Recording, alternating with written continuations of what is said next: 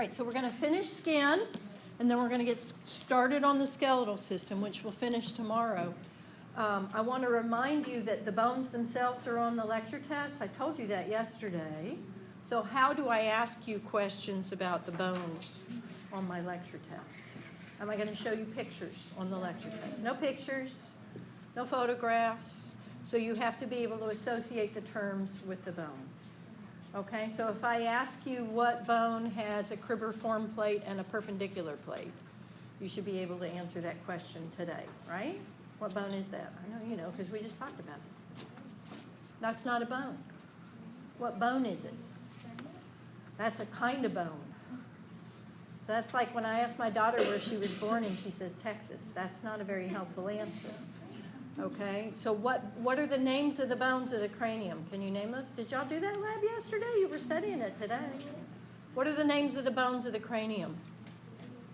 You have an occipital, you have two parietals, you have a frontal. Those are the big temporal. Those are the big cranial bones, but there's also some little ones, right? Kind of up in here. Sphenoid, ethmoid. That's not a cranial bone. Zygomatic's not a cranial bone. All right, let's back up. I don't want to. You've got cranial bones, you got facial bones. What's the difference? Now you're there, right? Okay, so what do cranial bones do? That's a trick question. They form the cranium. But what's the cranium?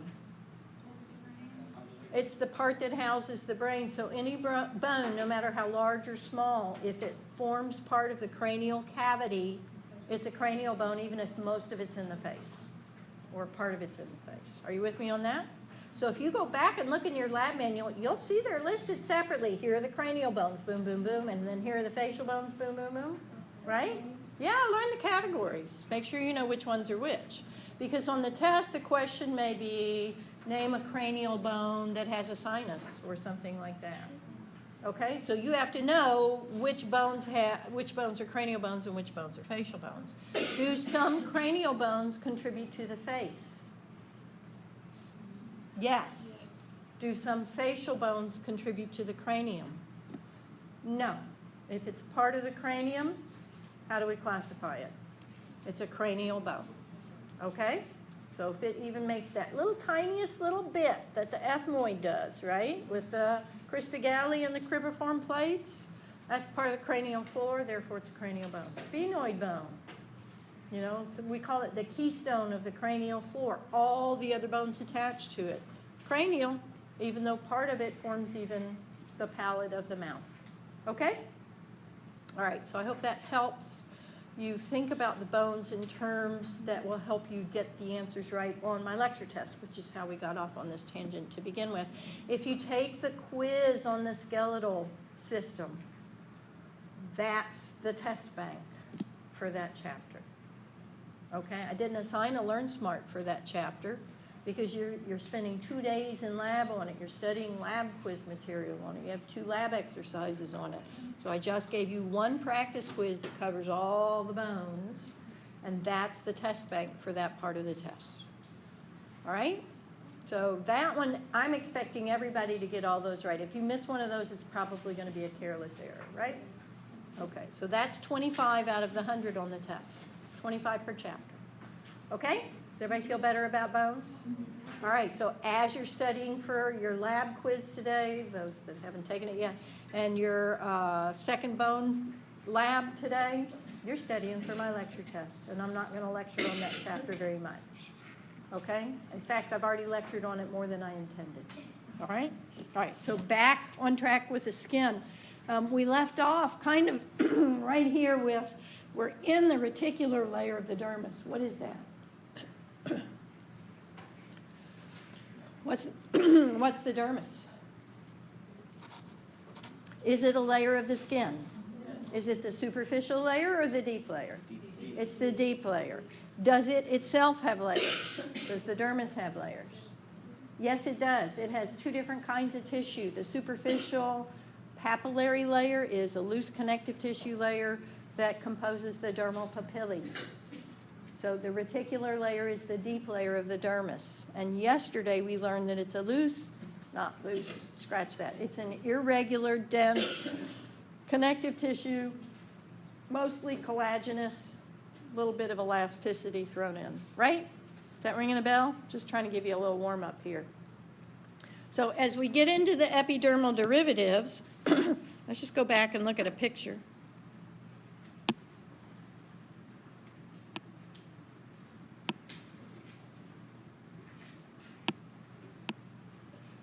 There we go. So where are we if we were looking at epidermal derivatives?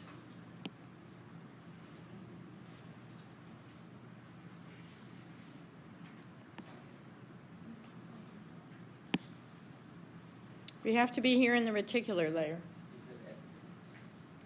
Yeah, I did say epidermal. So why aren't they in the epidermis? They're derived from the epidermis, but they're not in the epidermis. Okay, so let's watch while I draw. This is your epidermis here, right? So look at what it does at the hair follicle. Look at what it does at this gland. And even this gland, even though they didn't draw it that way. So where did those glands and hair follicles and even the nail beds, where did they come from? The epidermis. They came from the epidermis, but where are they located? In the reticular layer. They're embedded down in the reticular layer. So if you were looking at a picture of the skin of a fetus while it's still developing, the epidermis might look something like this, and then you would see these little down growths. And then they would develop into a hair follicle or a gland. So it literally grows down from the epidermis, that's epithelium, that invades the dermis and forms what we call epidermal derivatives. Does everybody see why we call them that? So if you look at what they're made of, what kind of tissue are they? All of them. They're epithelial tissue. And if you look at them in this picture, you can tell that the hair follicle in this oil gland, you can tell by looking at them that they're epithelial tissue. You can't tell because of the way they've drawn the sweat glands. Trust me on this. They're coiled tubular glands made of epithelium. Is everybody okay with that concept of what an epidermal derivative is?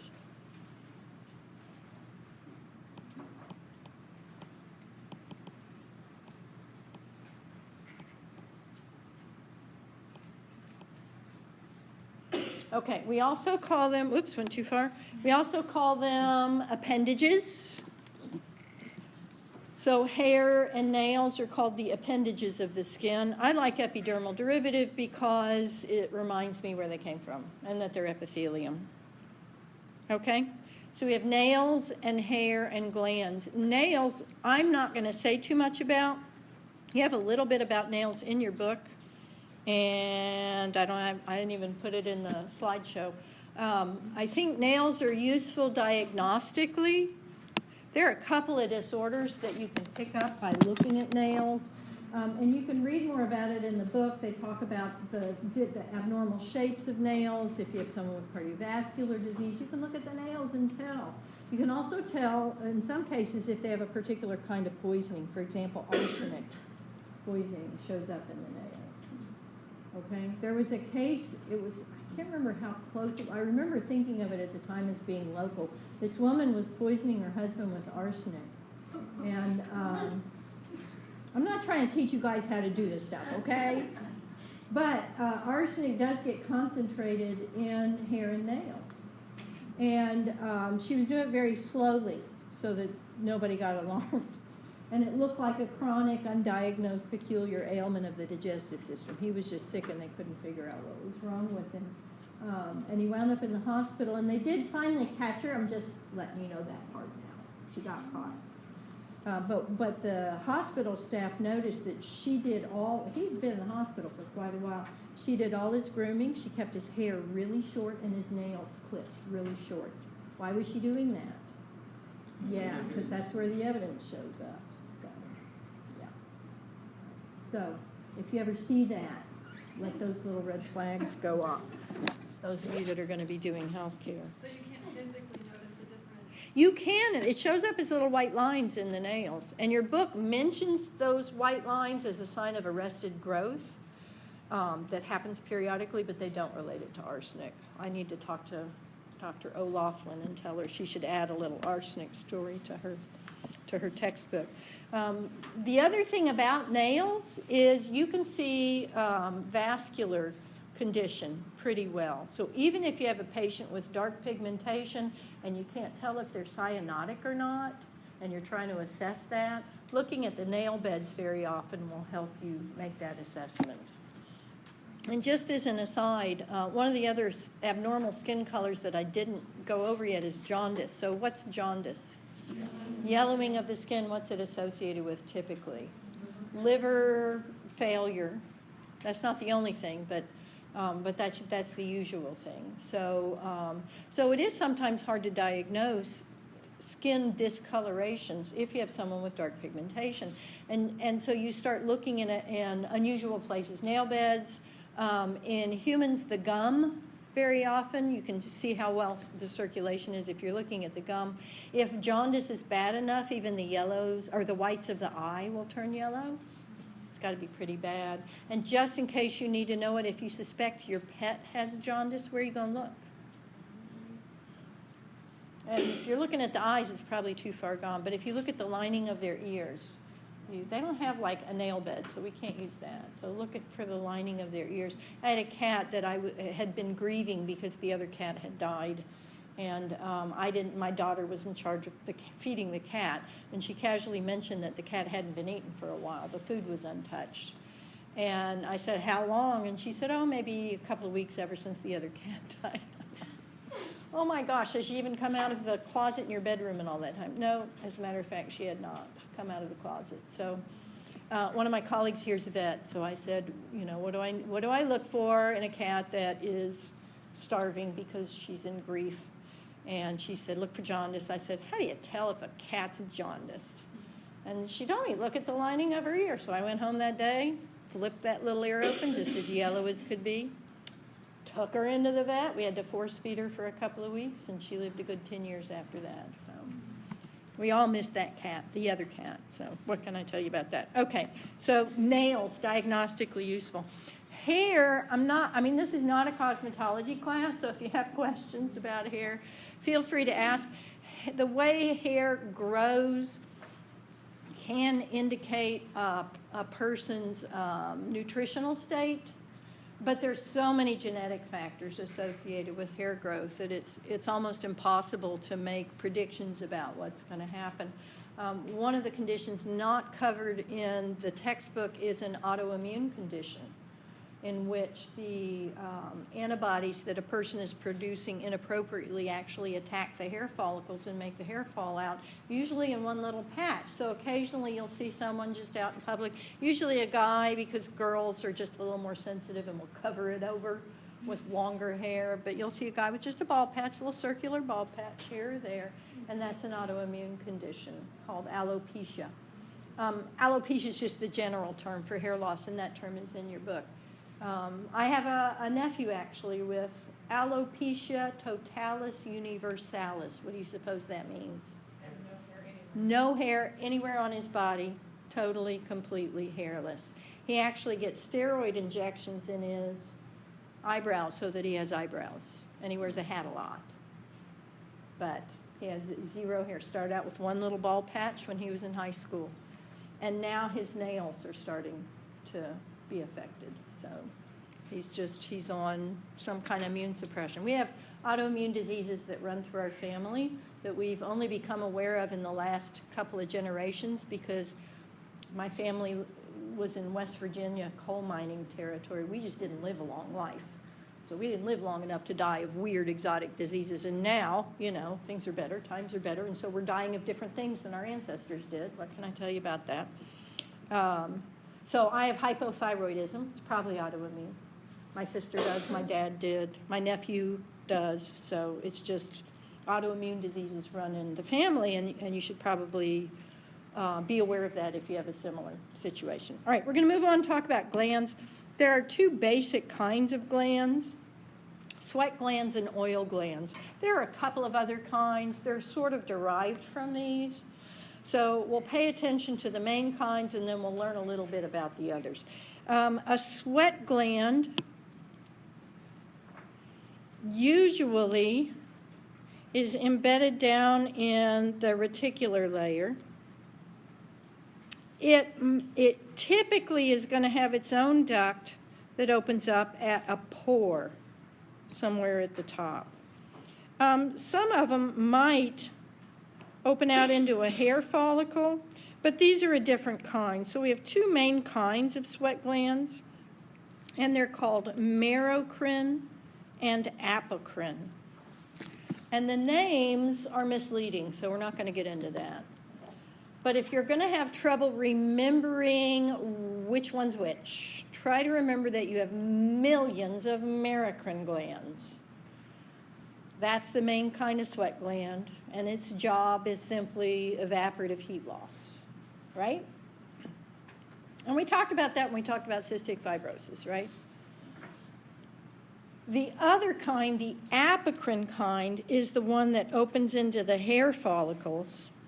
And these apocrine sweat glands are the specialized glands that are found in the axilla and the inguinal pubic areas. So they're associated with what we call the terminal hairs that are found in the armpits and the genital areas. Those are your apocrine sweat glands. What did we say yesterday about their secretions?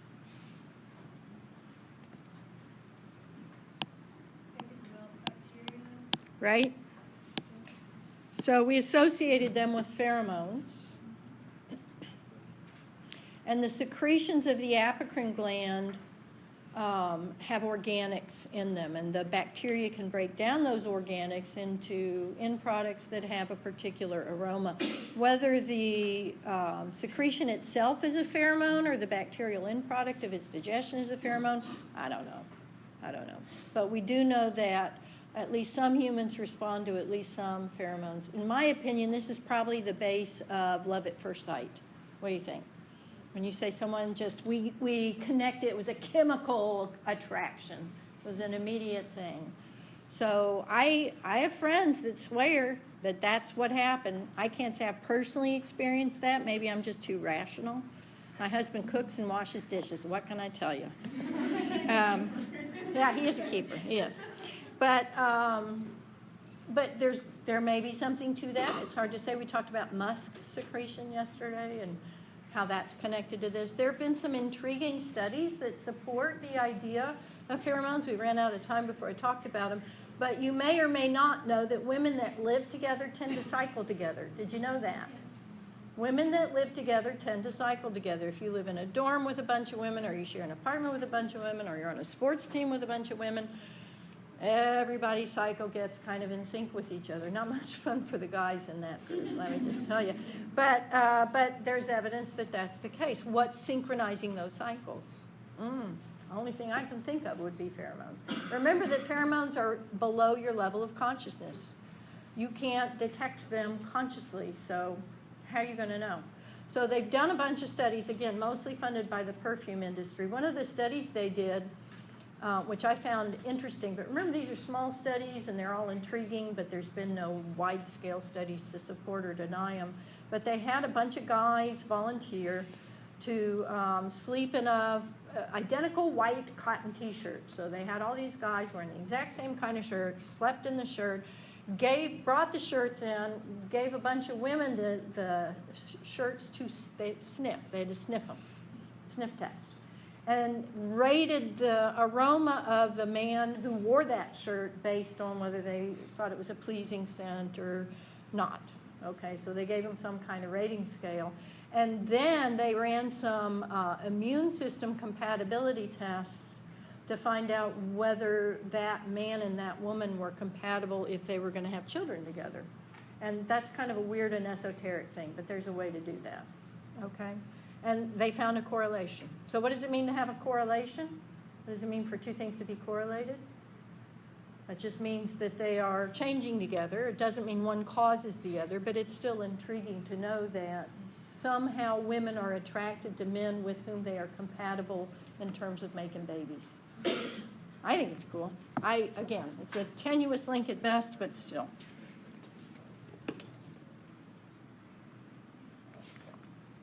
Okay, so associate all that with the apocrine glands. How are you going to remember that? I don't know, there's a P in pheromone, there's a P in apocrine, so maybe that'll work. Okay, those are sweat glands, right? There's one more kind of sweat gland, and it is one that you don't think of as a sweat gland. It's the mammary gland. So where are your mammary glands? Not you personally, don't need to point. Where are the mammary glands? They're in the breasts. What is their job?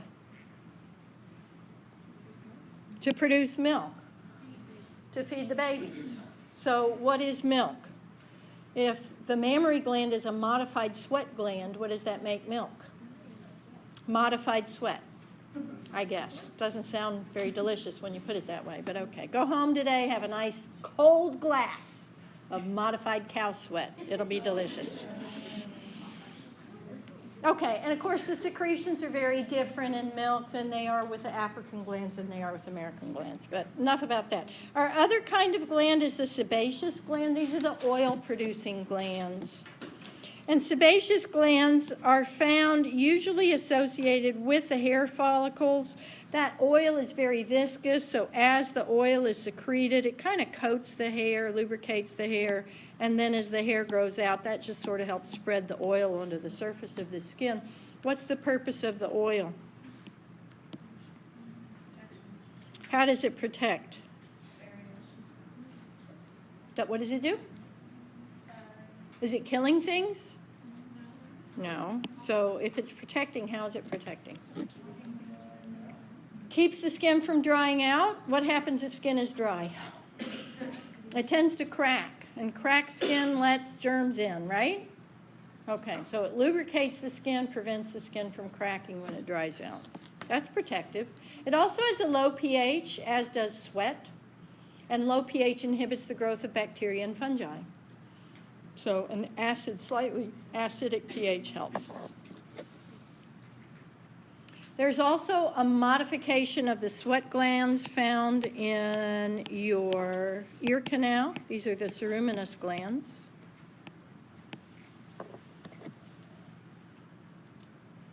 And what they secrete is just called cerumen or earwax. And yes, it really does work to keep bugs out of your ear. It's very bitter, and so nobody likes it, including the bugs that otherwise might live in your ears.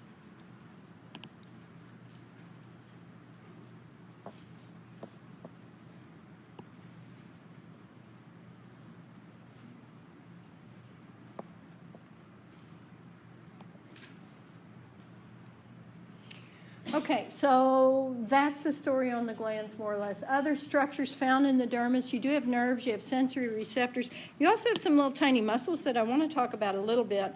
I told you this is not a cosmetology class, so we're really not going to talk about the hairs, but do the hairs do something? Do they do stuff? What do they do? If you're scared or cold, what do? They stand up, and so you have this little muscle here. It's called the erector pili. And it's smooth muscle. So is it voluntary or involuntary? It's involuntary. And it needs a nerve supply, which it has. There are little nerve endings there coming off of the nerves. So when stimulated, the nerves tell the muscles to contract. The muscle contracts when it pulls. It makes the hair stand erect. So that's why it's called arrector. And pili is our word for hair. Okay?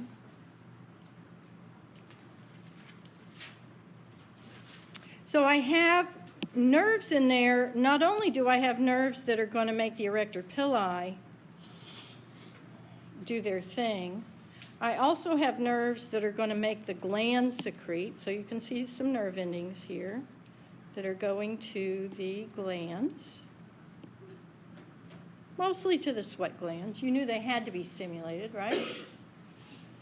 But I also have some sensory receptors, and sensory receptors are going to be nerve endings that are going to carry impulses to my brain to let me know what's going on. So you'll see that just at the base of the hair follicle here, I have some little nerve endings. And when the hairs stand erect, you can feel it, right?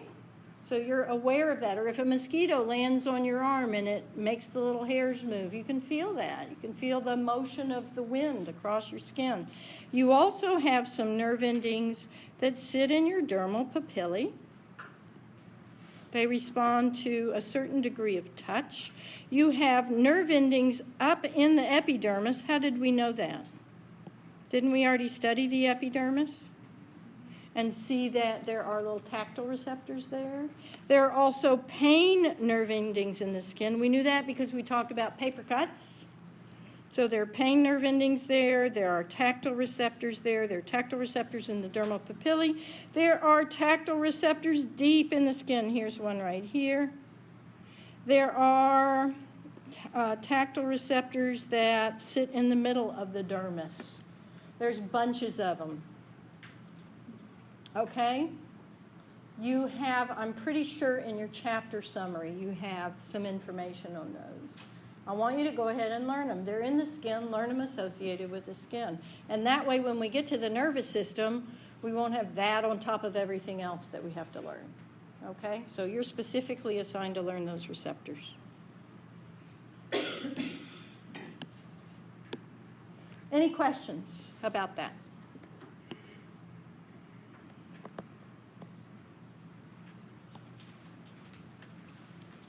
Okay, so we had jumped to this yesterday, and we're coming back to it now. So this time, we talked about the effect on regulation of heat yesterday. Today in your groups, your first question is the second question on the screen. What skin structures are associated with many nerve reflexes? And I'm going to go back to the picture in case you need it. Okay, and I'm going to give you a minute or so to talk about what skin structures are associated with those nerve reflexes. Go.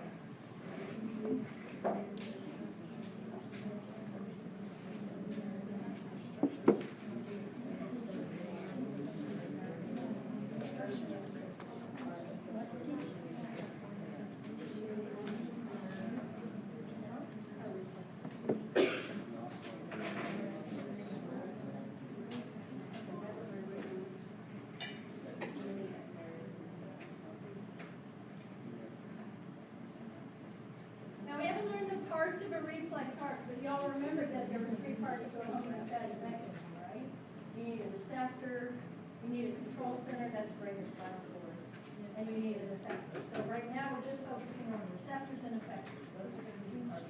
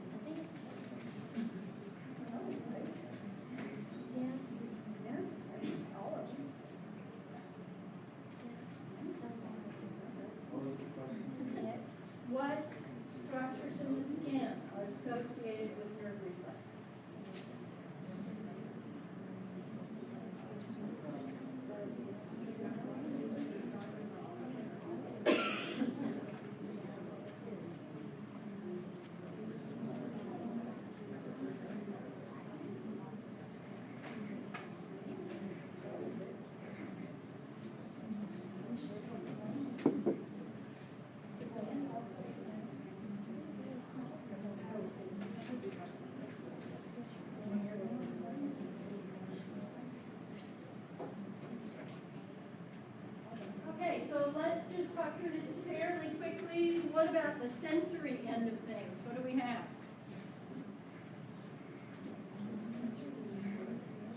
What's our general category?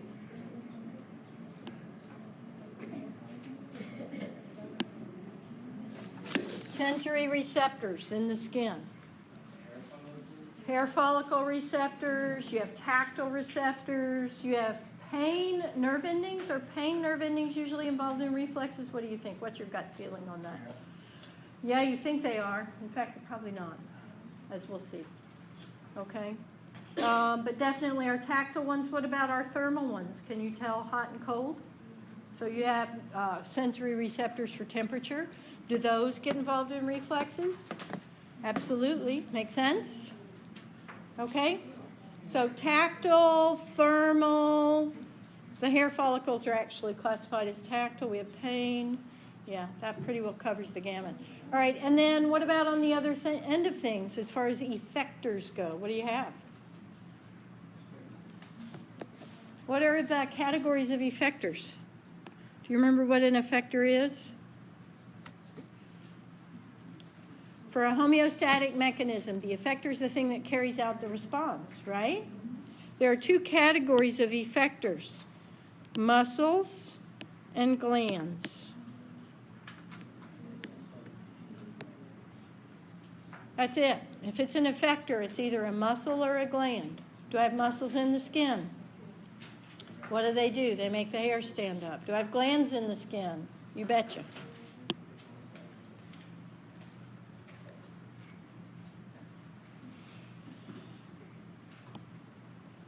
Okay, any questions about that?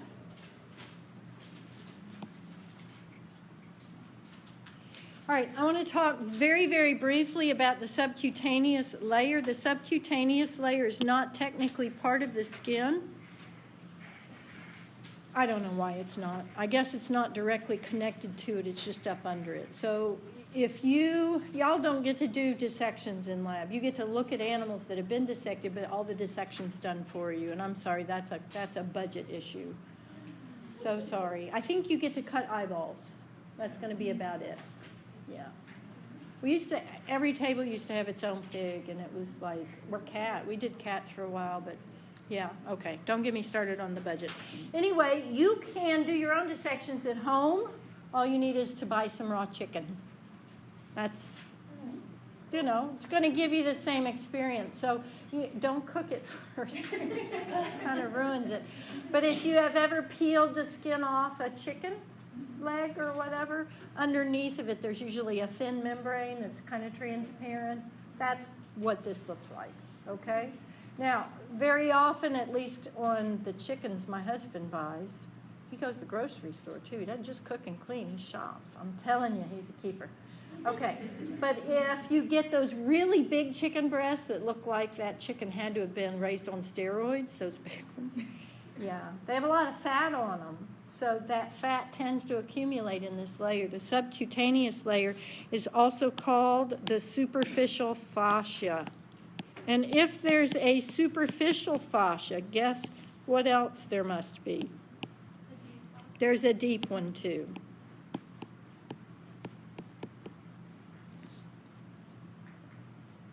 And it's also called the hypodermis. What does hypo mean? Under. So hypodermis is underneath the dermis. And this is the origin of the term hypodermic needle. So if you're giving someone a hypodermic injection, you're injecting under the skin, just under the skin in this layer. The superficial fascia or subcutaneous layer is a loose connective tissue with variable amounts of adipose.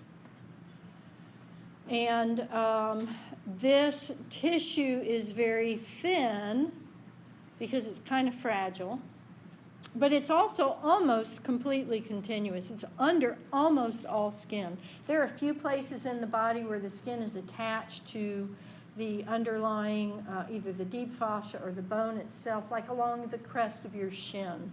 The skin tends to be attached there.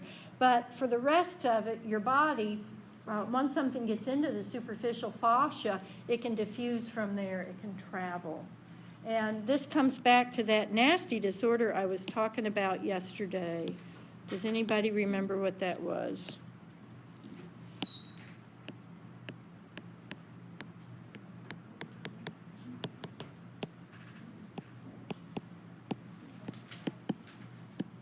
Fasciitis. Necrotizing fasciitis. I have no idea if I spelled that correctly or not. Might have an A in it. So what does it mean for tissue to be necrotic?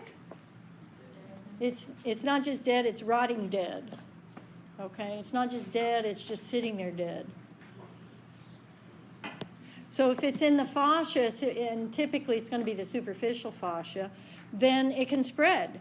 So very commonly this is maybe strep or staph bacteria that were introduced either through an unclean needle. Very often you see it with intravenous illegal drug use, that kind of thing.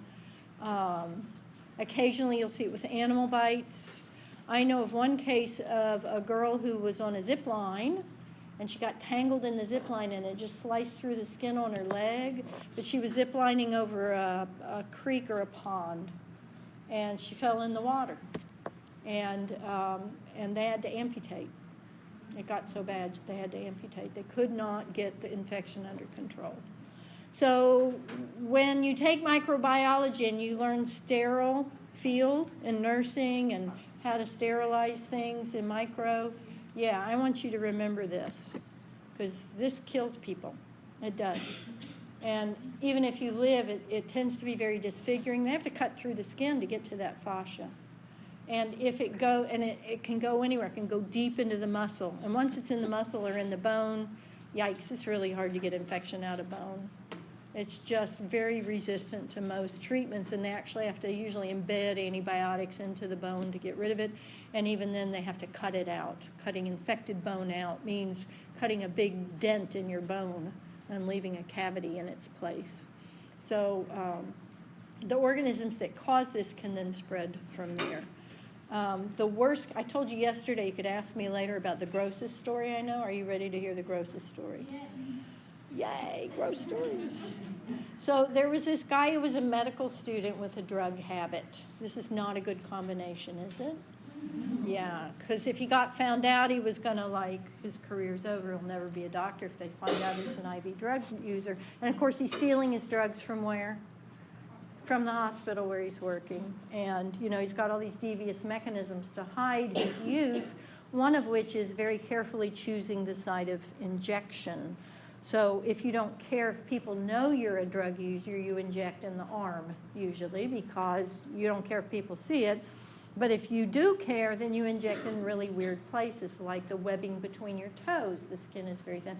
And again, I'm not trying to teach you guys how to do this. I'm just saying. So after a while, he ran out of places to inject that he could hide easily, because, after a while, you keep sticking the same spot. It just isn't very optimal anymore. So he was injecting himself in a part of the body he was pretty darn sure nobody else would see. It was a very thin-skinned structure in his very privatest of parts. And he was careless one time, and it got infected. And he had necrotizing fasciitis. Yes. And he had, at that point, you're like, either I'm going to die or I'm going to confess what's been going on. So he was more afraid of dying than he was of getting in trouble, so he sought help. And yes, they had to amputate. So, yeah. So let this be a lesson to you all. Do not get addicted to illicit drugs.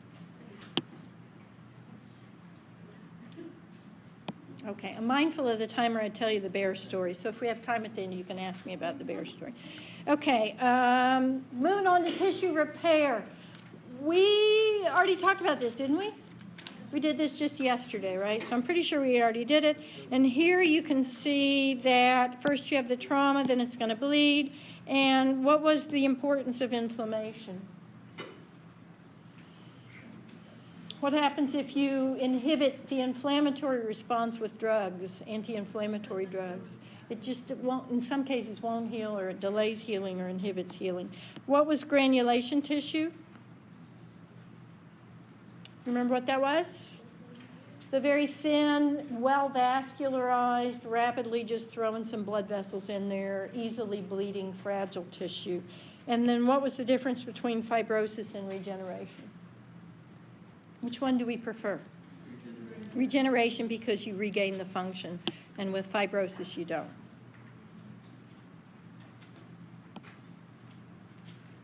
All right, so you have some lovely pictures of that in the book.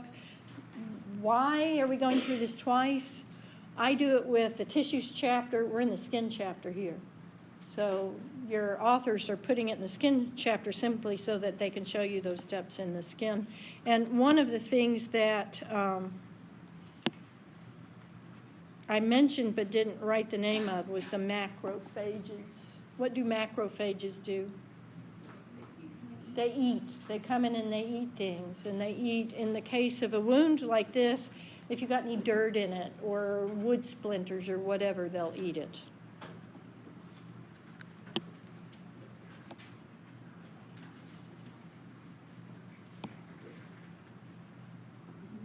Okay, and then finally, as we go through the different body systems, we'll talk about the effects of aging. And I think that if I have to just make a blanket statement about aging, I would say everything slows down. You just gradually lose function. Cells regenerate more slowly. Cells respond more slowly. Reflexes are slower. Sensory input is reduced. So just everything diminishes as you get older. Regeneration and repair not only means that wounds don't heal as well, it also means the skin gets thinner. It literally gets thinner. The loss of thermoregulation means that older people are not as good at maintaining a normal body temperature. This is true of infants and old people. So if there's a heat wave in Chicago, who's going to die? Infants and old people. And usually it's the old people. Because infants usually have someone watching out for them. Old people, I'm afraid, not so much. Okay. The other thing you tend to see with older people, particularly if they have limited choices in mobility or they're on a fixed income, they tend to be vitamin D deficient. Why is that? They don't get out much. So they're afraid they're going to fall down and break a hip, which in many cases is like a death sentence. So they won't go out because they don't want to fall down. And since they don't get out, they don't get much sun, they don't get enough vitamin D. If they're on a limited income, they're probably on a limited diet as well. So they tend to eat the same foods over and over again, and they're usually poorly nourished. Why is the heat wave in Chicago worse than the heat wave in Dallas? Yeah, part of it is you're used to it, and part of it is you're more likely to have air conditioners if you live in the South. Whereas in the North, they don't have as much heat for as long a period of time, and so they are less likely to have air conditioners. That sounds strange, and it may not be as true now as it used to be, but it definitely used to be the case. I used to live out in the country, and we had this one neighbor that we were driving down the road. It's still a two-lane country road, and this guy's going about 20 down the road, and there's no passing. So he finally pulled over to let us pass, and instead of passing, we pulled up behind him to make sure he was okay.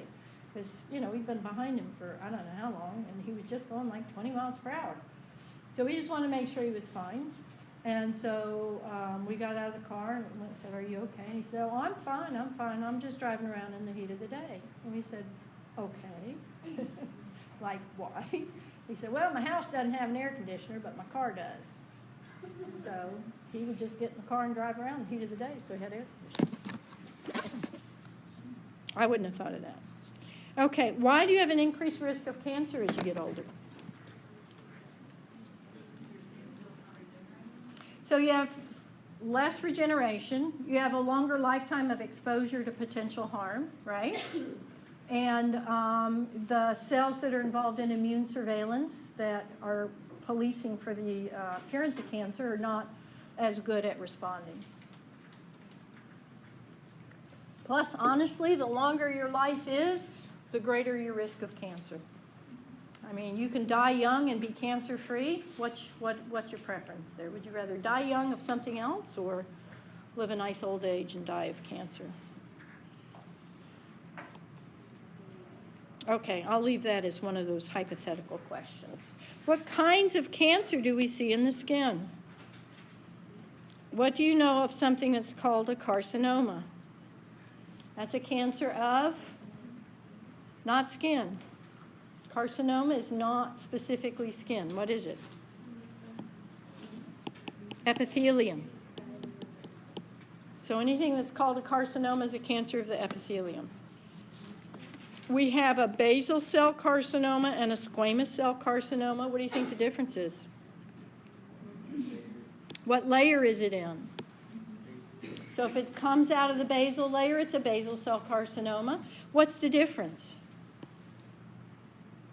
Here's my basal layer. My layer of cells that I would call squamous cells are in the stratum spinosum. And I'm just sure you all remember clear as a bell from yesterday that those cells can also go through mitosis. The spinosum cells can, and the basal cells can. So what do basal cells have that the layer above them doesn't have?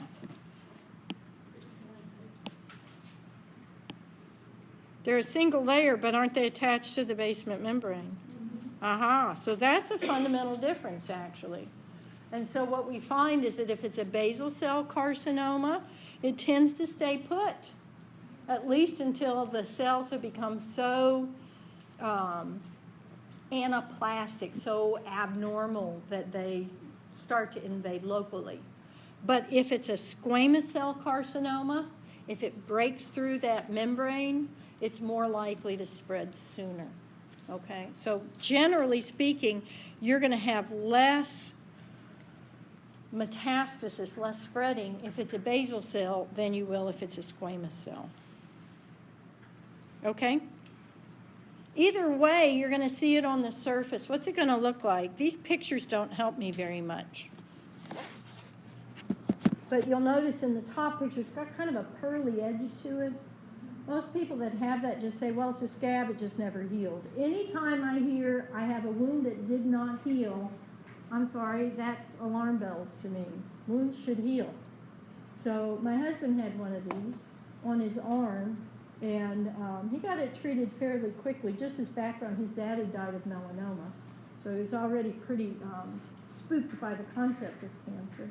And he had 3 strikes against him already. First of all, his family history is Germanic.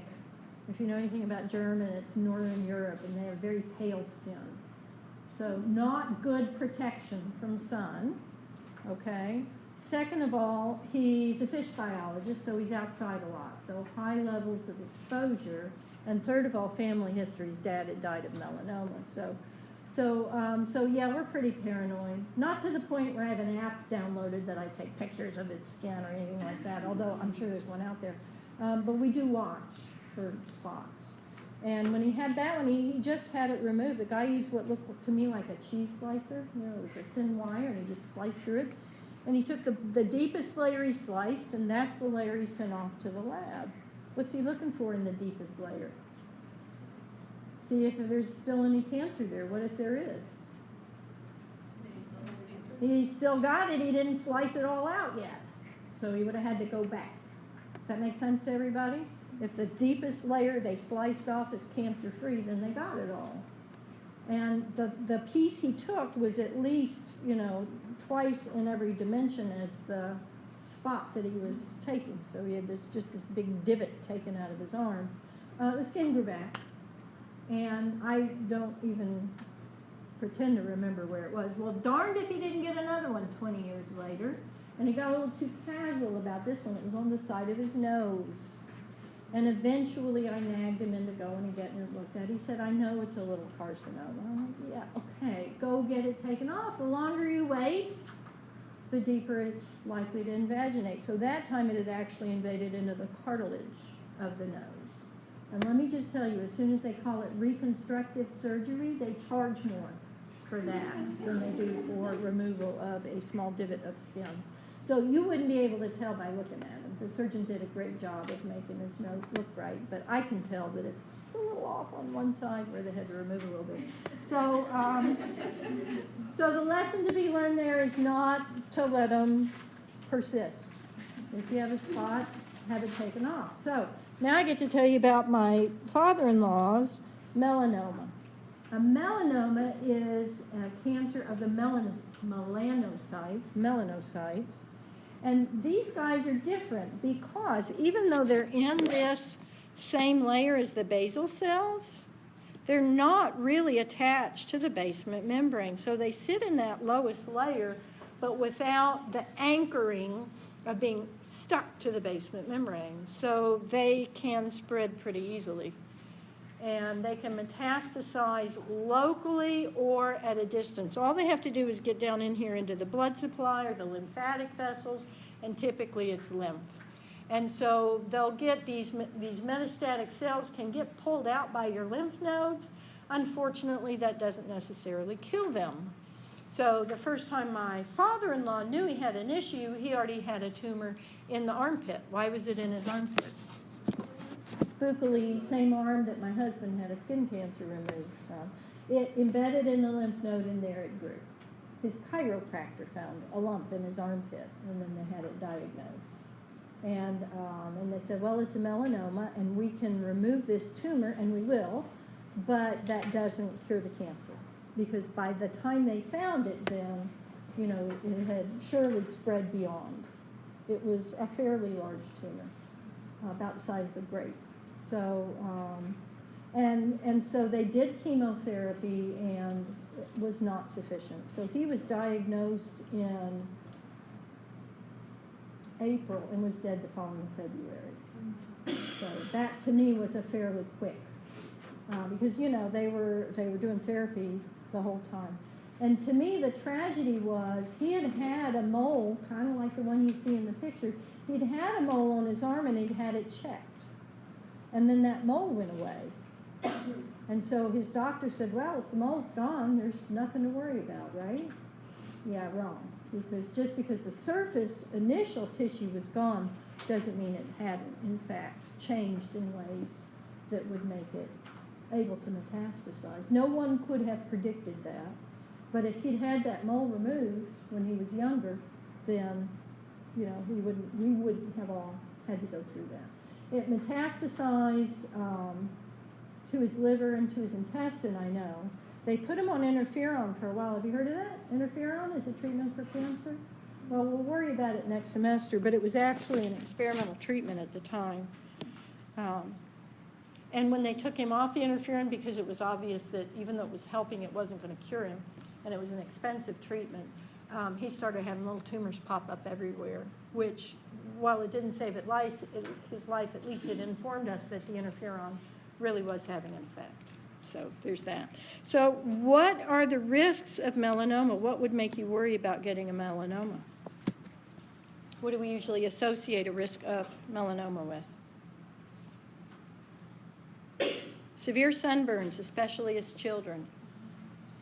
So my husband's family's from the Baltimore area. They went to the Chesapeake Bay every summer, even as kids, who knows how many times they got sunburned. And when I was a kid, we went to the beach. Who knows how many times I got sunburned as a kid. So too late for me. I'm just watching for melanoma all the time. But for y'all that haven't had kids yet, or even if you have, then you can at least protect the next generation, knowing that that is going to make a difference. And of course, nowadays we use sunblocks, right?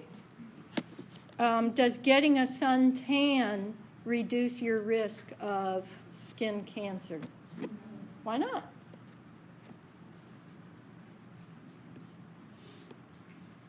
How do you get a suntan? Here's my little melanocytes. What do I have to do to prompt them to give me a tan? I have to go out in the sun, right? And the UV rays from the sun stimulate those melanocytes and make them produce more melanin, right? But in the same time, they're also getting down into the dermis, where they cause damage to the fibroblasts, the cells of the skin. And what is a sunburn a sign of? It's a sign of skin damage. So if you get a burn, then you've damaged your skin to the point that, first of all, it's painful, and second of all, it's red. You've burned yourself. Sunburn is a burn. But it also indicates that you've gotten so much UV that you have potentially increased your risk of cancer. Okay? So does tanning reduce your risk of cancer? No. It may reduce your risk of burning, yes, but it does not reduce your risk of cancer. So how do sunscreens work? Depends on the sunscreen, but you're putting that on the surface of your skin, right? Yeah, so if you're using that zinc oxide stuff that goes on purple, it's very, very colorful. It's literally coating your skin with something that's just going to completely block it. Some of the other ones are a little different. They're actually going to get down into the skin. They permeate down into the skin, and they block UV. So they prevent the UV from getting into the deeper layers. The layers of the skin that are the living layers, don't forget, are the basale and the spinosum.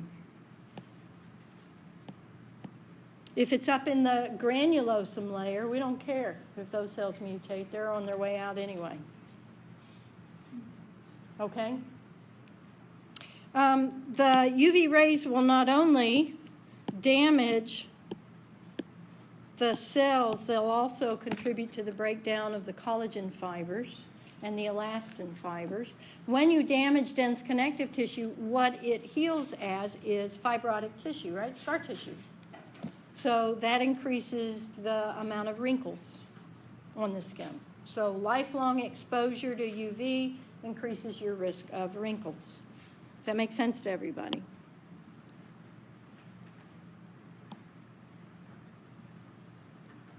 Okay, so we're going to talk just a little bit about burns. You have a few questions on burns on your test. One of them is, what's the difference between first degree, second degree, and third degree burns? There's some hallmarks for these. I think the easiest one to associate for you is if you get blisters, that's a second degree. Okay, so if it's red but not blistered, that's going to be a first degree. If it's a third degree, that's a full thickness burn. You've burned off epidermis and dermis. And then the other thing is, what's the extent of burns? And we use what we call the rule of nines to determine the extent of burns. Okay, so can you answer this question for me in your groups? Why don't third degree burns cause pain?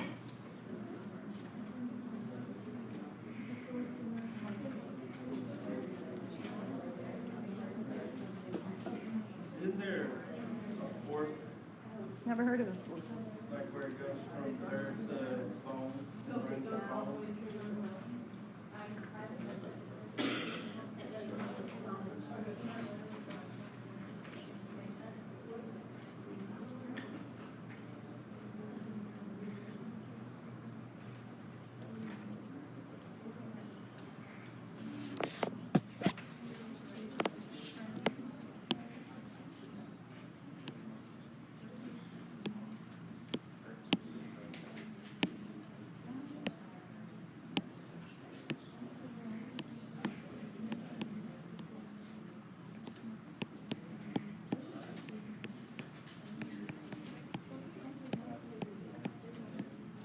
Okay, so what's the answer?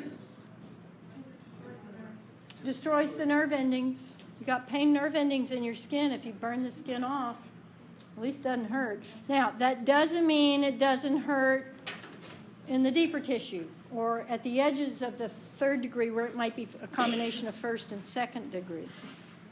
So it's still going to hurt. It's just not going to hurt right where the third degree burn is. So if you have third degree burns over 60% of your body, I would say 75, but at that point, you know, you're critical and on life support, I suppose.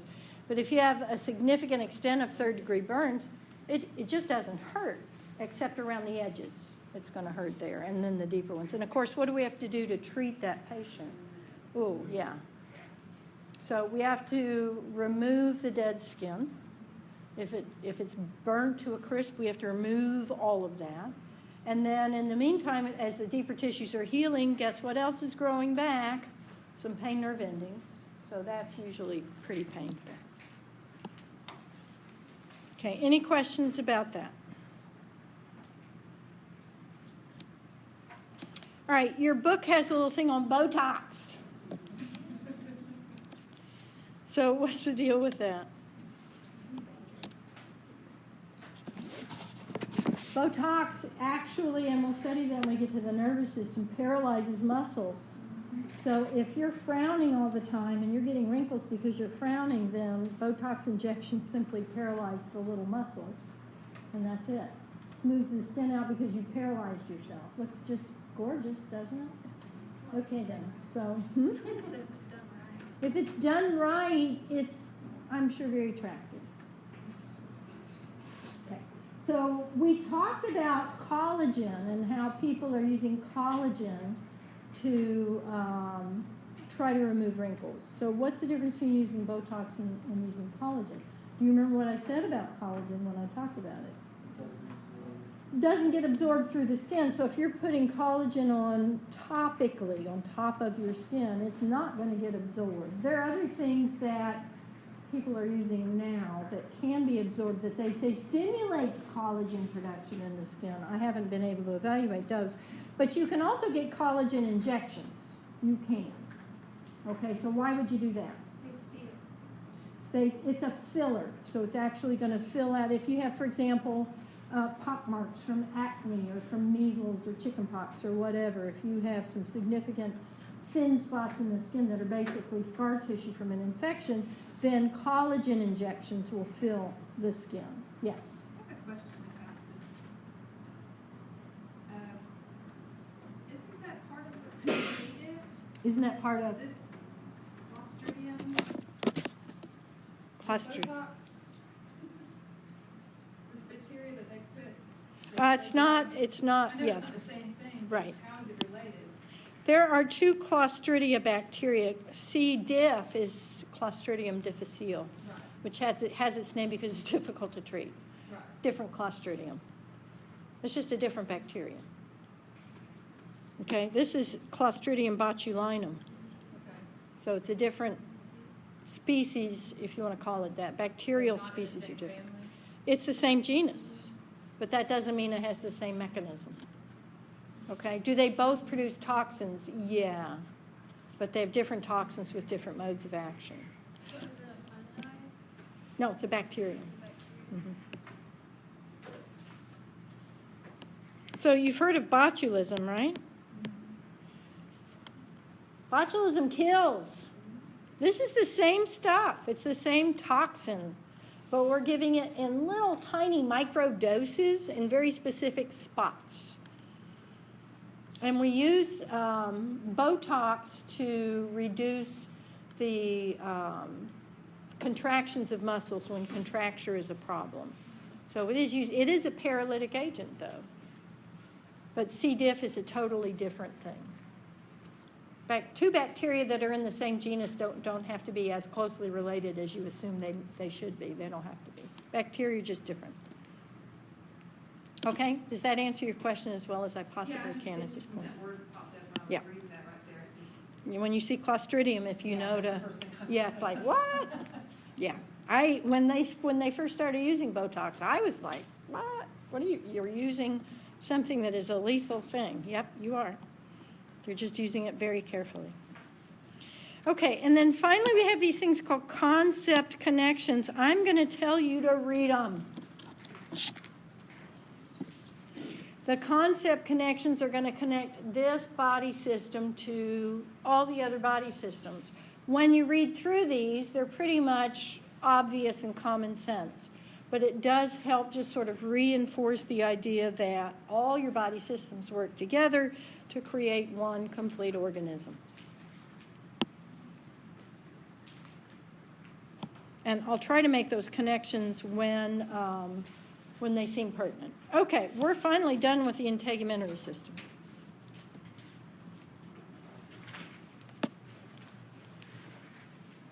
Now, we're going to move on, of course. And we're working next on the skeletal system.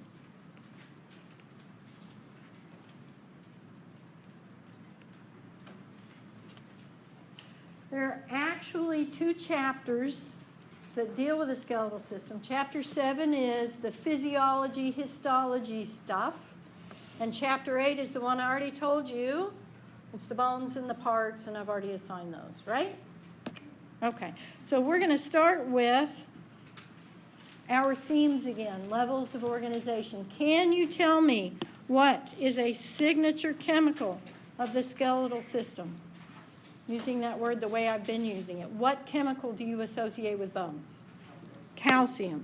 So at the chemical level, definitely calcium is going to be it. What about at the cell level? What are the cells of bones? Osteo something. Osteocytes, osteoclasts, osteoblasts. We'll spend some time looking at those. What about the tissues? We have bone tissue. Is that the only kind of tissue? No, you also have ligaments. You have some cartilage in the skeletal system. You even have marrow. That's considered a tissue of the skeletal system. So there are others. We'll look at those. And then about the organs. What are the organs of the skeletal system? Bones are organs. Bones. Okay?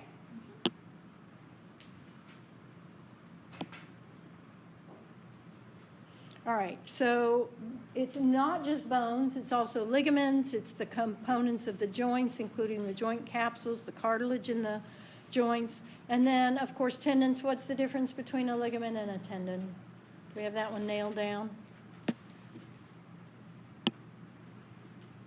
Ligaments attach what? 2 bones to each other, and tendons connect a muscle to a bone.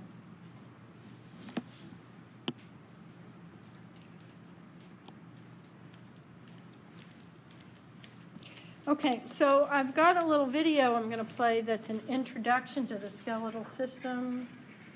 Let's see if that's set up and ready to go.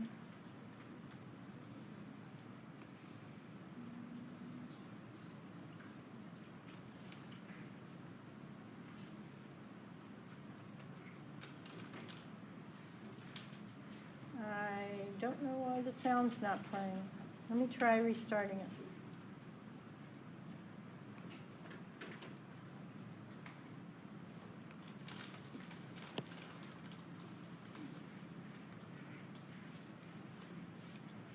Oh, maybe my speaker's not on.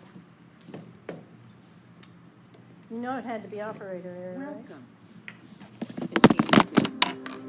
It also forms part of the musculoskeletal system that enables us to move. The structure of bone is optimal.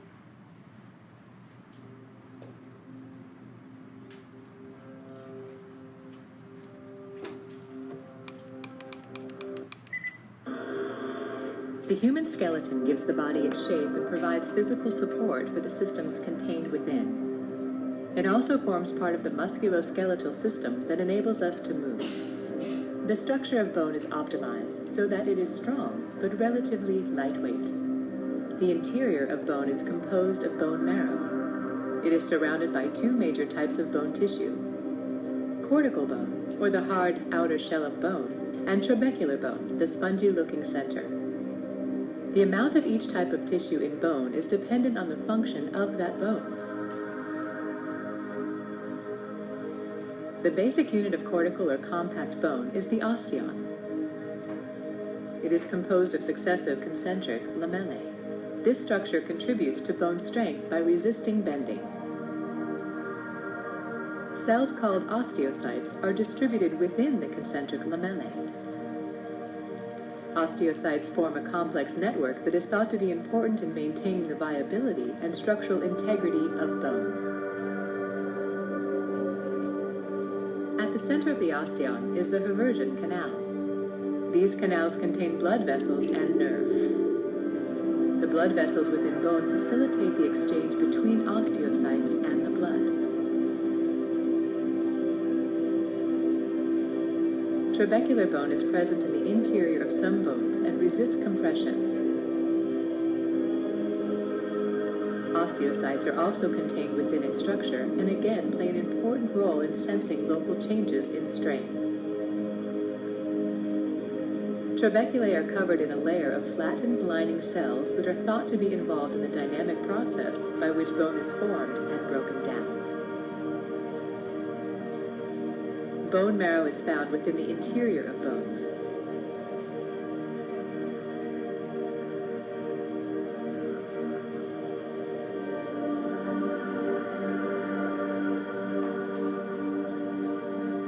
The surrounding trabeculae and vascular network provide structural support, nutrition, and a waste removal system for the heterogeneous group of cells found within this space. Bone marrow is a site for hematopoiesis, the process by which the cellular components of blood are formed.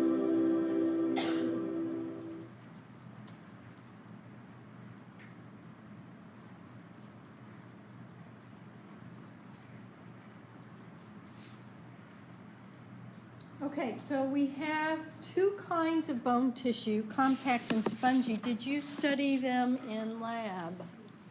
Both of them or just one of them? Did you look at them both? Just the compact, I think, is the one that we had you learn the parts of the cross-section with the central canal, the osteocytes and the lacunae. Is that ringing a bell? Yeah? Good, okay. So that's compact bone, which is also known as dense bone or cortical bone because it's in the cortex, the outside of a long bone. And that's going to be 80% of your bone mass. The spongy bone, which is also called that trabecular bone, the sort of a spongy-looking stuff on the inside, always on the inside, and about 20% of the total bone mass is spongy bone. So there's also cartilage in the skeletal system, and you learned 3 kinds of cartilage. We just did that a couple of days ago, didn't we? So what kind is not included on this slide? Elastic. Why not? Think about where it is. It's in the pinna, it's in your auditory tubes, and it's in your epiglottis. Are any of those part of your skeletal system? Nope. They may sort of like attach to the skeletal system, but they're not part of the skeletal system. So their elastic cartilage is not included as part of the skeletal system. Hyaline cartilage is the embryonic beginning. All cartilage begins as hyaline cartilage.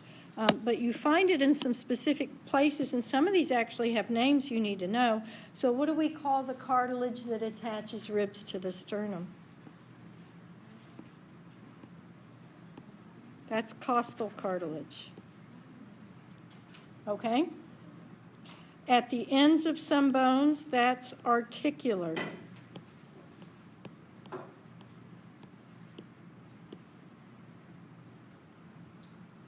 In the growth plates of your bones, did y'all look at the structure of long bones? I think that's in the second bone lab. That's the epiphyseal cartilage.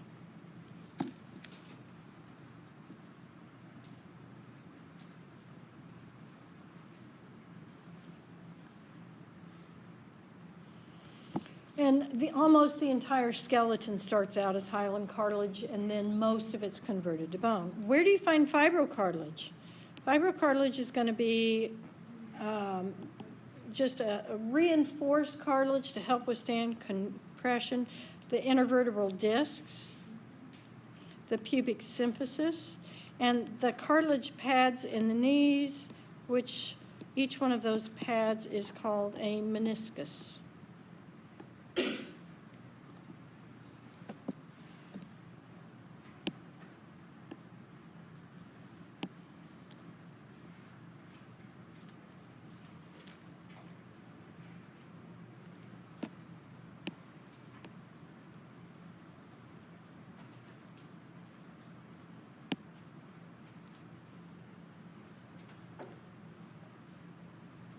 Any questions so far? Okay, that covers the cartilage of the skeletal system. Now, we also have the fibrous connective tissues. We know ligaments and tendons. There is another term that you may or may not ever see.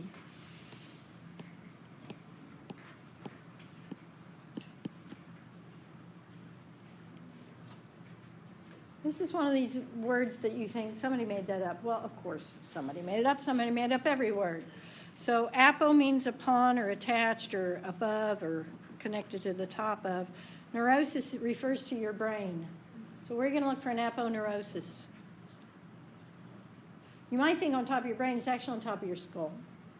Okay, so when you learn the muscles of your forehead and the back of your head, they're attached by this big, broad sheet that's called an aponeurosis.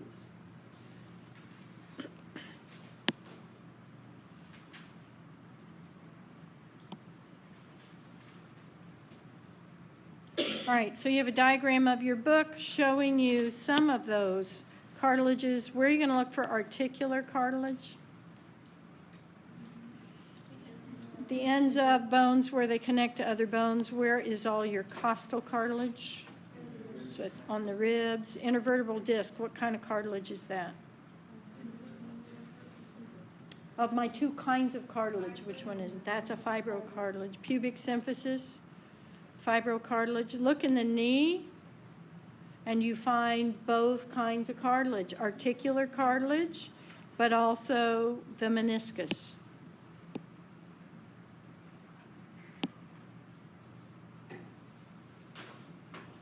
The meniscus is fibrocartilage. The articular cartilage, like all articular cartilages, is hyaline cartilage. When someone has torn cartilage in the knee, which one is it? Yeah, it's the meniscus that gets torn.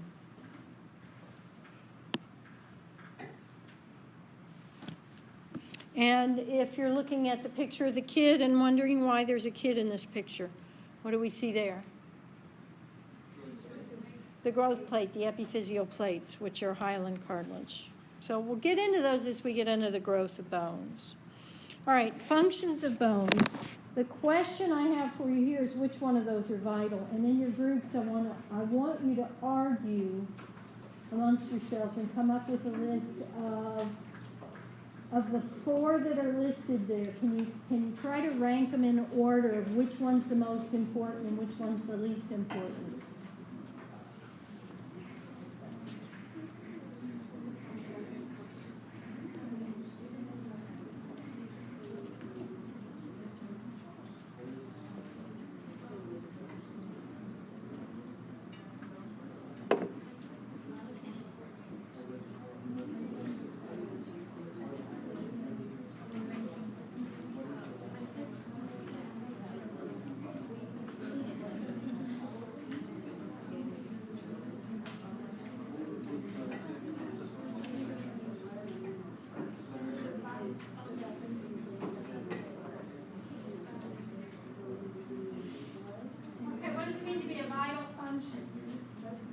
If you don't have it, what happens? You die.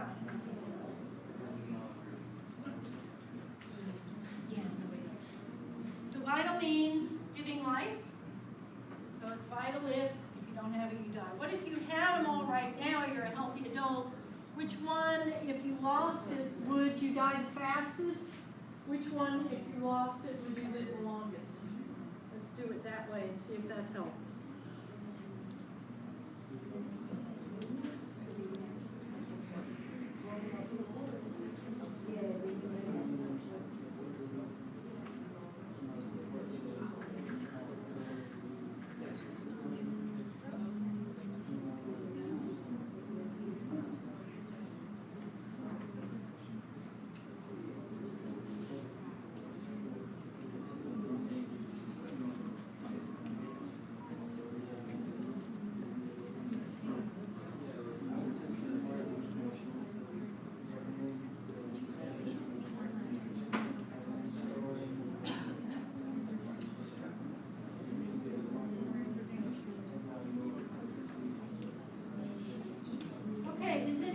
Have a favorite one that they think is the most vital?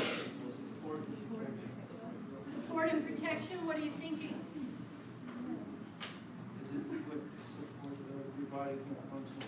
So, yeah, if it's like in Harry Potter and you make the bones just go away, is that what you're thinking? I don't think that's going to happen. But if you lost the protective function of a bone or of the bones, what's going to kill you? And y'all are thinking in vague and general terms. I'm cool with that. Let's just try to focus in on something more specific. What are you going to die from? From losing your bones? How are you losing? Okay, so you're arguing for something else then. Okay, so you're saying, what are you saying? Hemopoiesis? Which means what? Blood production, blood cell production. And where in the bone is it produced? In the marrow. Okay, so that's like a totally separate function of a bone. It's not bone tissue that's doing it. It's the marrow tissue. That's fine. It's still part of the bone, right? Okay. Do y'all want to duke it out? Support and protection versus bone blood production? What about movement? Do you need to move? Do you need bones to move? You need muscles, bones, and nerves. You need them all three together, right? So what if your nerves were functional and your muscles were functional, but your bones weren't working right? Now what? Can you move? Do you need that point of attachment to have movement actually occur? Okay, so is that going to kill you first? What about the last one? Anybody want to argue for storage of mineral and energy reserves? Anybody think that's as vital? Anybody?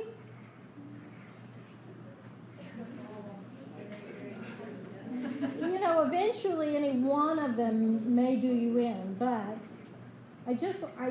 I'm not saying there's a right answer. There isn't one. There is not one that's not vital. But some will kill you quicker than others. So you just got to think of it in terms of specific bone functions or the functions of specific bones before you could say whether that one is more crucial than something else. Okay? And when you think of movement, usually you think of the muscles, not the bones that they're attached to.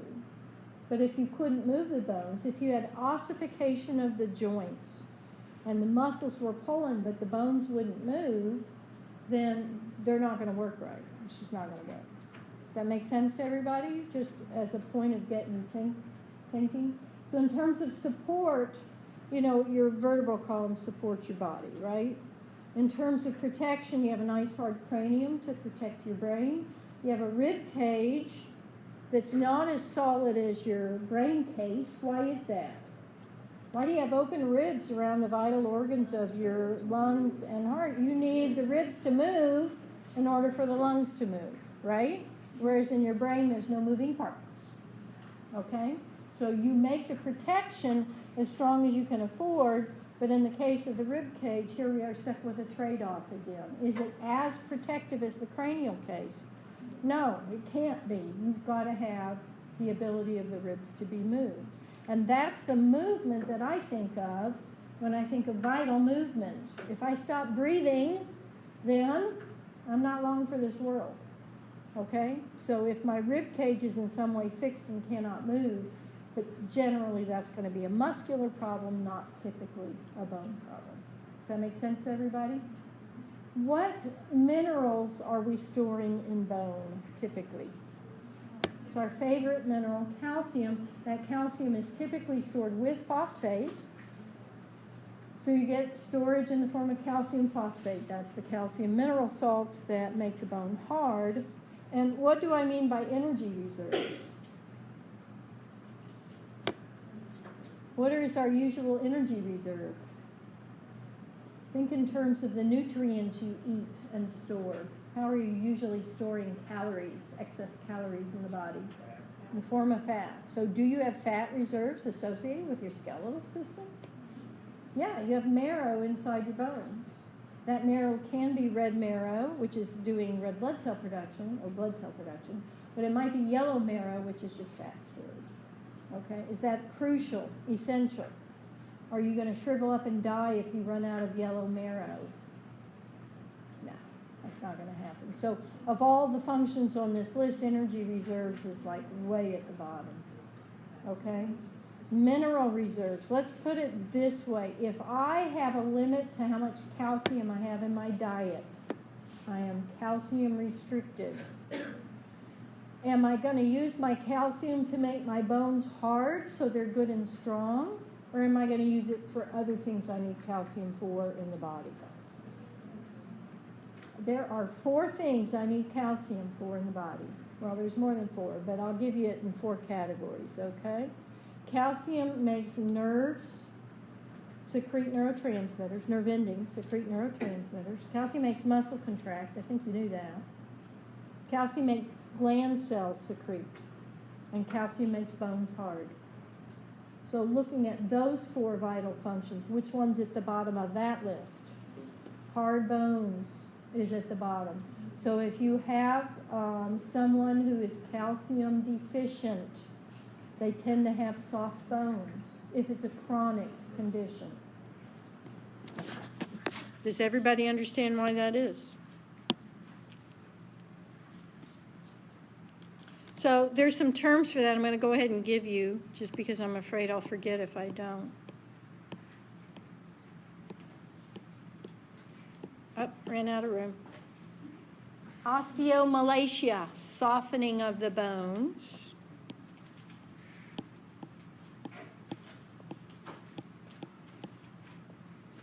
And rickets.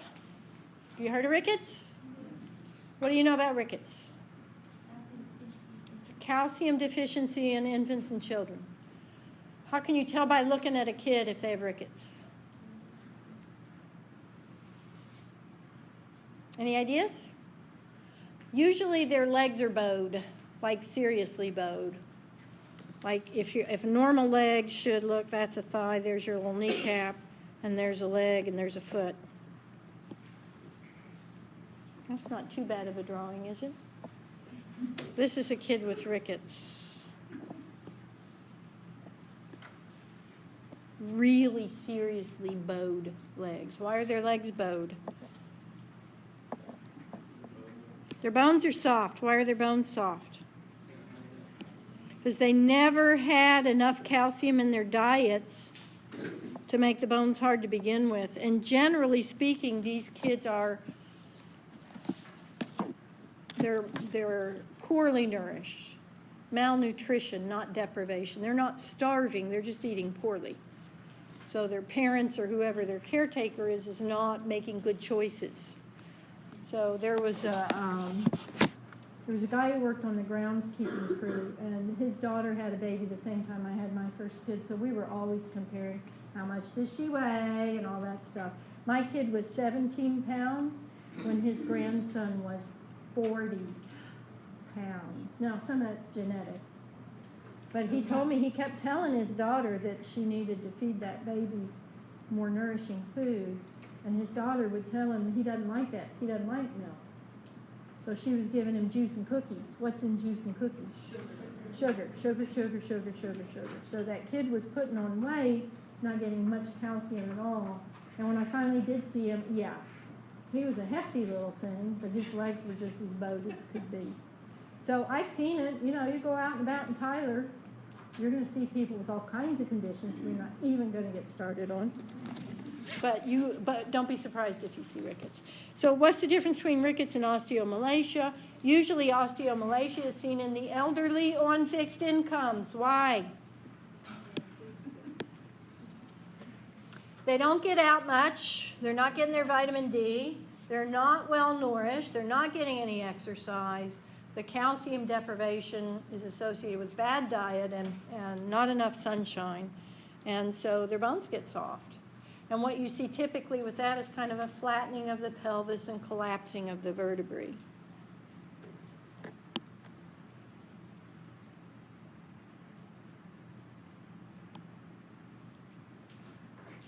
Okay, so we're going to dive into the histology. Actually, we're in the cytology here. What is cytology? Study of cells. And when we look at cytology, we're looking at the bone cells.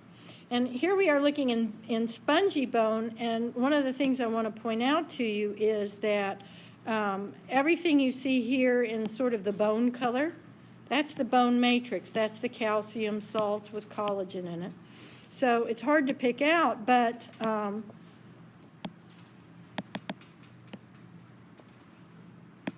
me see if I can figure out how to do this. This guy right here, that's an osteocyte. Okay, so do you see another osteocyte right here? And you looked at these in lab, didn't you? Just not quite this close up. So what you saw was a little black smudge that we told you was an osteocyte. That's not as useful. What I want you to see here, where you can see them close up, is that they have these little elongations on them. We just call them cellular processes, parts that stick off.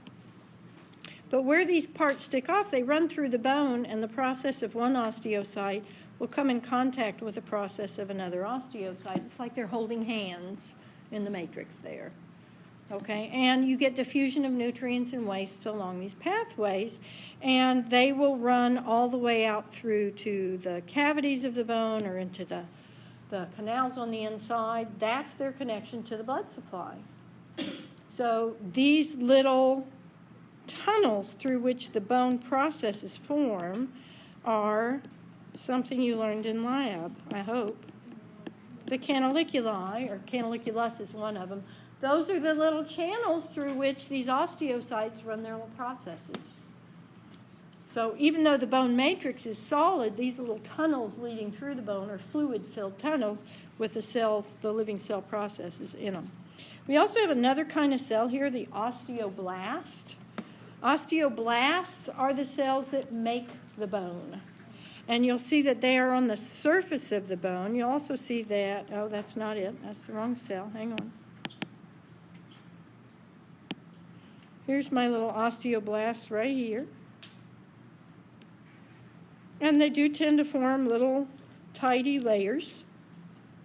And they secrete new bone underneath of them so that they always stay out on the free surface. Now, that's not all. There's a couple of more kinds of cells here. There is an osteoprogenitor cell. That's like the stem cell of bone. And then there's this big weird guy, my favorite cell, the osteoclast. That's this big thing. It's a monstrous big cell. Do you see that it has multiple nuclei? This is a fusion of 8 to 10 regular-sized cells. And it is the bone breaker. It is related to the macrophages. What do macrophages do? They eat stuff. So what these big osteoclasts do is by secretion, by exocytosis, they secrete enzymes that digest the bone matrix down to its mineral and amino acid parts, and then they suck up the parts, and then they diffuse out to the blood supply. So they're like dissolving the bone and then distributing the stuff they dissolved out. Okay, so far? So I like to think of osteoblasts and osteoclasts as working in a balance with each other. And the way that bone is repaired, it depends on the bone, it depends on the needs of the repair. But it's kind of like when they patch a road. Okay, so if you have a pothole, what are they going to do? Probably ignore it. No, if they're going to fix it, what are they going to do? They fill it in and then they put a patch over it, right? So osteoblasts can come in and just patch.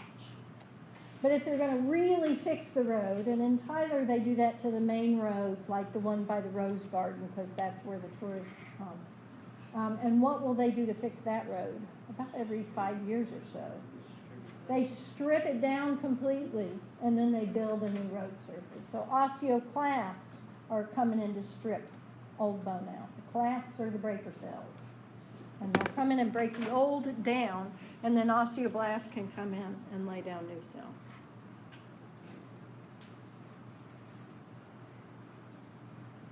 Okay, I have a specific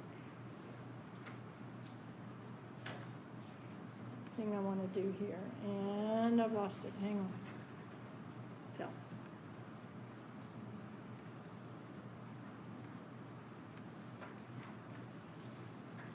So what did I say about osteoprogenitors? They're the ones, they're actually in you right now. Even though you're a mature adult, you have these little osteoprogenitor cells just kind of scattered through your osteoblasts, and they can produce new cells.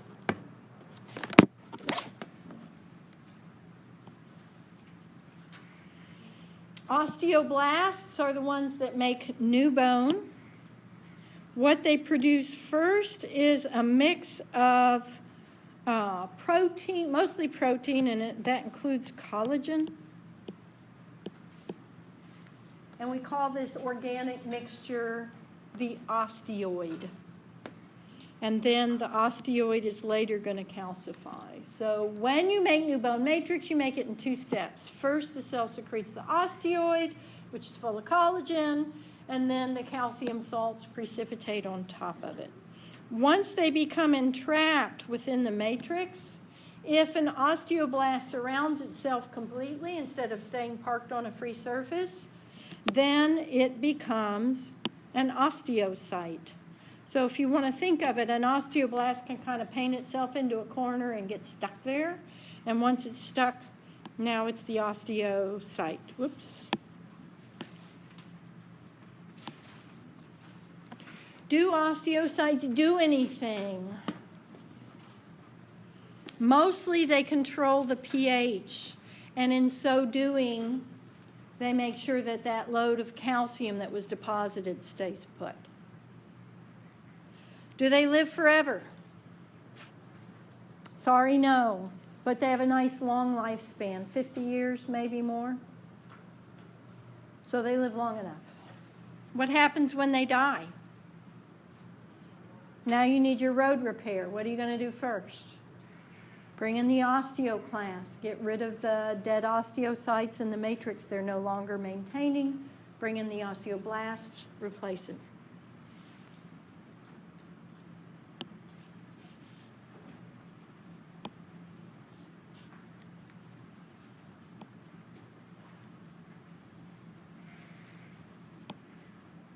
Okay, so the osteoclasts have some features of cells that we're familiar with. This thing called a ruffled border with these extensions. Whenever you see folds like that, what do you know?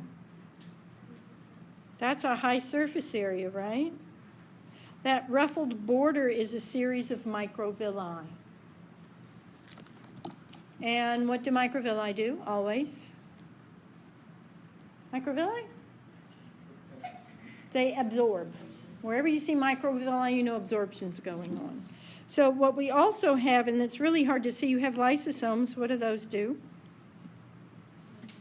Lysosomes have enzymes in them that break things down. And these lysosomes can literally spill enzyme out by exocytosis.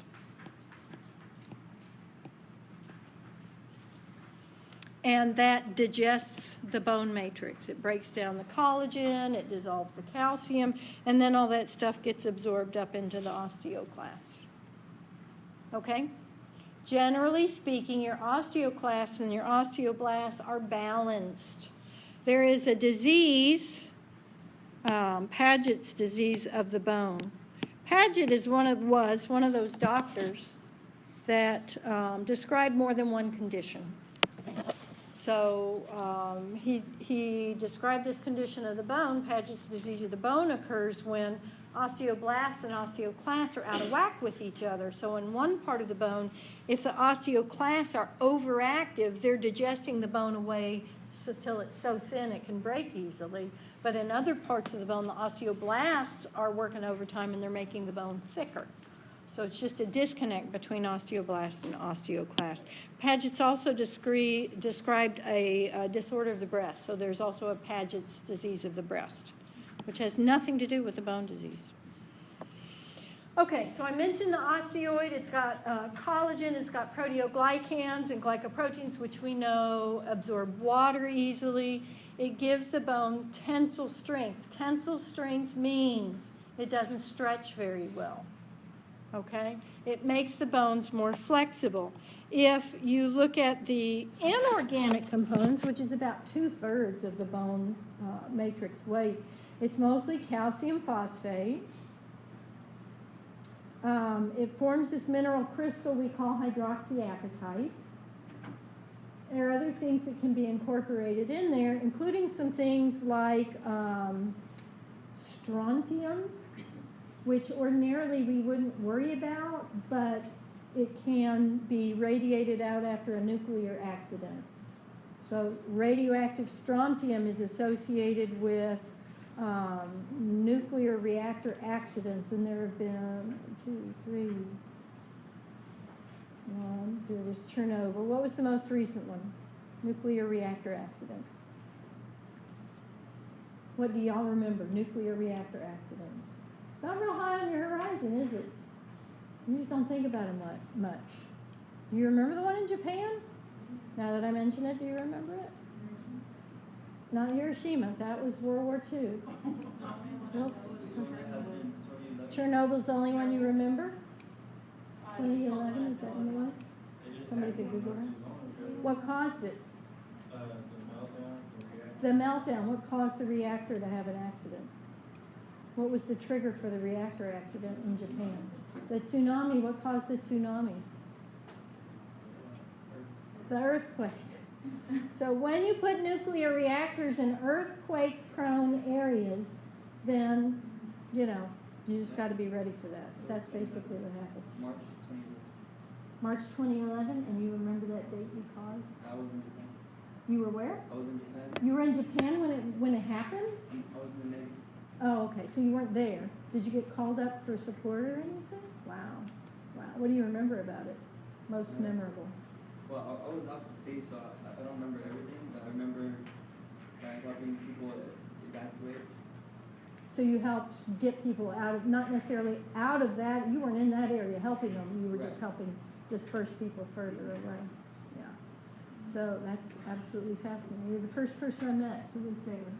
So thanks for volunteering that anecdote. There was an accident in Russia, Chernobyl. That one the Russians aren't real forthcoming about. There was the 3 Mile Island accident that was in northeastern United States. That's been a long time ago. There was one this is what triggered this whole line of discussion. There was one somewhere in the Pacific Northwest, and what was released was strontium, radioactive strontium. Where's strontium on the periodic table? Hint, it's SR. So find it. Right up under calcium, so they have similar chemistry, and you get strontium in your bones. Not a lot of it typically. It's not something you're going to lay awake at night worrying about, oh my gosh, if I got too much strontium in my bones. But if it's radioactive strontium and it gets avidly picked up by bones, now what? Yeah, it sits in the bones. Gets picked up by the bones. So it's not the people they were worried about, but in Pacific Northwest, that's a lot of dairy cows. So what do we get from dairy cows? That would be dairy products, which are high in calcium, right?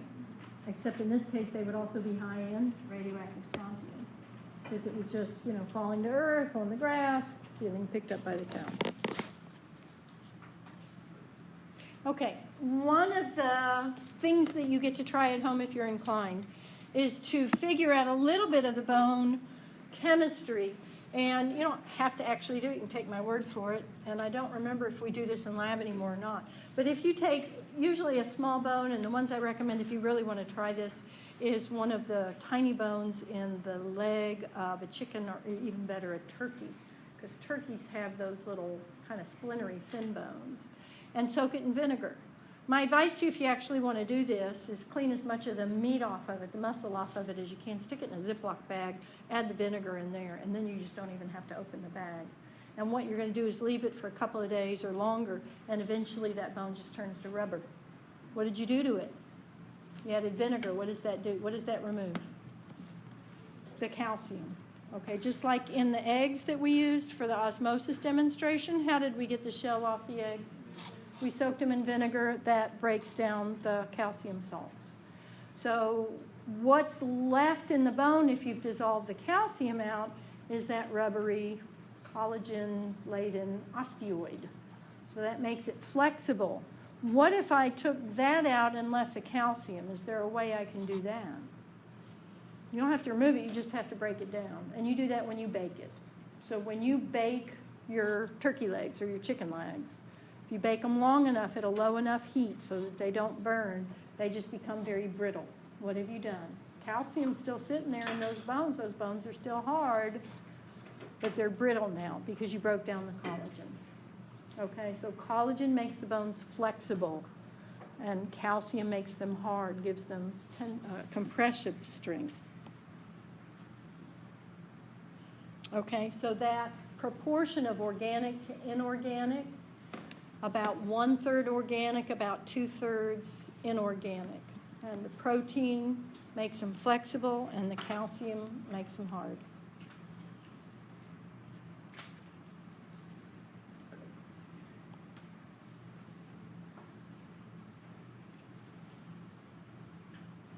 All right, so how do I make a bone?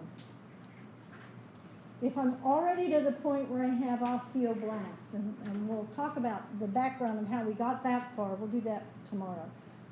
But if I'm just starting with some bones that I already have, or bone cells I already have, I'm going to secrete that osteoid. What was in the osteoid? What's in it? That's the organic stuff.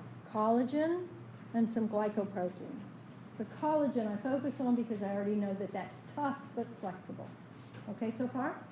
And then I calcify it, which means I make those calcium phosphate crystals form. Why do I need vitamin D for this? What does vitamin D do for me? What do we already know vitamin D does?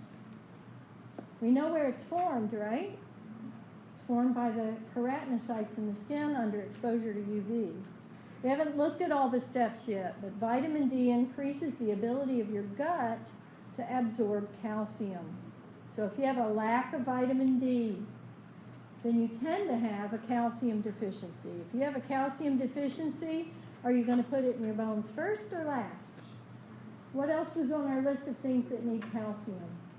Little things like your brain, your heart, okay? Nerve cells, brain cells, gland cells secrete. So bones are at the bottom of the list. If you have a calcium deficiency, you're not going to put it in bone, and if you've already put it in the bone, you're going to rob it right back out of the bone if you need it. So you need vitamin D to absorb calcium from your diet. You also need vitamin C, and we haven't talked about this. Vitamin C is necessary for, among other things, the production of collagen. And where do we need collagen? Let's think of all the places we've already put collagen. We put it in loose connective tissue, we put it in dense connective tissue, which includes our tendons, our ligaments, our fibrous capsules. And now I'm telling you, you need it in bone as well. Okay? Collagen's a protein. What if I don't have enough protein in my diet? Then I'm going to have a deficiency in the manufacture of bones as well. Okay? So you need good nutrition. So y'all remember that when you have kids and you're trying to get them to drink their milk or whatever. Sometimes you have to sneak food into them. And you remember we talked about kids with cystic fibrosis having trouble digesting food? They have their own cookbook for kids with CF. I bought a copy because it was a fundraiser. And most of the recipes are how to trick your kid into eating more than they think they're eating because they don't, they don't digest foods very well.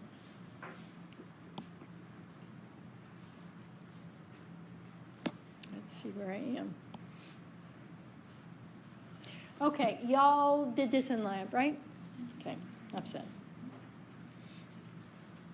You didn't necessarily look at it in a three-dimensional view, though, and I've figured out that sometimes y'all need a little help with that.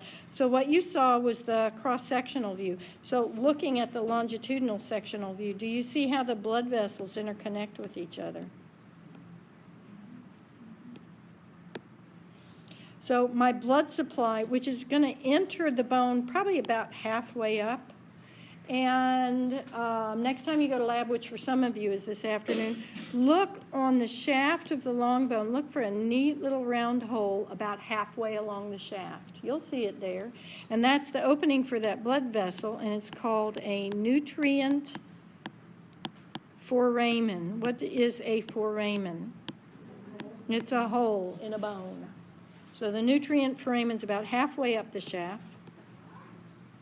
And from there are blood vessels that run perpendicular to the bone and blood vessels that run parallel. Okay, but notice that they're all interconnected all the way to the marrow cavity on the inside. How well supplied with blood vessels is your bone? Isn't it full of them? I have blood vessels in each and every one of the little central canals. Every Haversian system, every osteon has its own little artery and vein. So at a microscopic scale, that's a lot. Would you agree that that's a lot of blood vessels? How much blood is in the cartilage? How many blood vessels in cartilage? It's avascular. So compare bone to cartilage. It's like night and day, isn't it? Bone is a well-vascularized tissue. We said cartilage didn't have a lot of blood vessels because it's put under so much pressure. Bone's put under more pressure than cartilage. So what's bone got that cartilage doesn't have? It's hard. So it's strong enough to protect those blood vessels. Does that make sense to everybody? So what does that mean in terms of how well bone heals? If you break a bone, it heals. It regenerates new bone. It's one of the few examples of a connective tissue that actually regenerates. Well, let me retract that. It's one of the examples of connective tissue that can regenerate. Okay, will it grow back thicker than it was to begin with? Generally, yeah. Once you break it, you're going to reinforce it. But bone is a very well vascularized tissue, unlike cartilage, which is completely avascular. Okay, I want to get to the point where I can give you a heads up for what we're going to do next time. Let's just look at the slide list. We've got to talk about the growth of cartilage, the growth of bone. The most important thing we're going to do is talk about the hormonal balances associated with bone physiology, and then we'll also look at some disorders of bone. And so we will finish this very comfortably tomorrow, no problem with that, and potentially get into joints a little bit. Is everybody's name on a sheet of paper with some answers to some questions that I asked? Okay, then I will see y'all tomorrow.